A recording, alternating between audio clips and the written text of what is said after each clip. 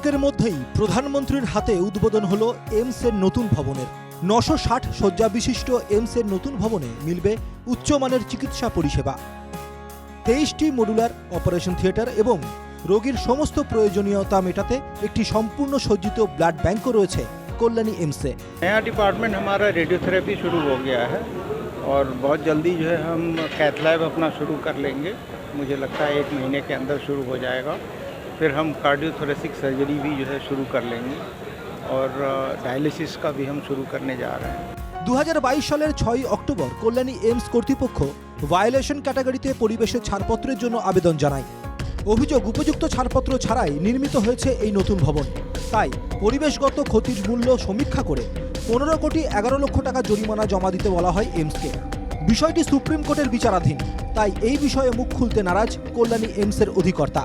Pollution control उन्होंने हमको जो है नो ऑब्जेक्शन टू इस्टेब्लिश दिया हुआ था, तो उसी बेसिस पे ये इस्टेब्लिश हुआ है और हमने काम शुरू कर दिया है। बाकी प्रक्रिया में उनको इशू करने में थोड़ी देर हो गई, कुछ एप्लीकेशंस में उनको कमी लगी, तो वो हो जाएगा। मुझे तो नहीं लगता है, ये सामान्य प्रक्रिया है जो चल रही है। অভিযোগ যৌথভাবে কাজ শুরু হলেও রাজ্যের কোনো প্রতিনিধিকে দেখা যায়নি এইমসের অনুষ্ঠানে।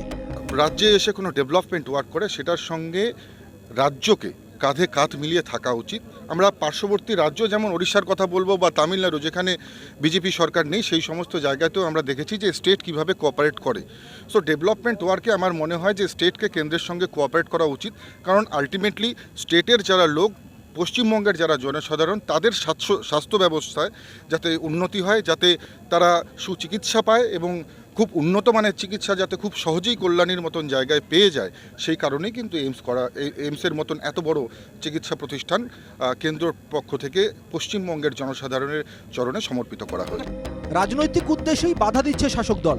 অভিযোগ শিক্ষা প্রতিমন্ত্রী সুভাষ সরকারের। নরেন্দ্র মোদীর নাম থাকে উন্নয়নে, সেখানে তো তারা আসতে চায় না। তা না হলে কল্যাণী এইমস উদ্বোধন হচ্ছে, তো সেখানে তার আগের দিন এনভায়রনমেন্ট ক্লিয়ারেন্সের প্রেস বিজ্ঞপ্তি বেরোয় West Bengal pollution control board থেকে। এটা তো একেবারে উদ্দেশ্য প্রণোদিত। কেন্দ্র রাজ্য জলঘোলা পরিস্থিতিতেই অবশেষে উদ্বোধন হলো কল্যাণী এইমসের। নদিয়া থেকে অনুপ কুমার মণ্ডলের রিপোর্ট, NKTV বাংলা।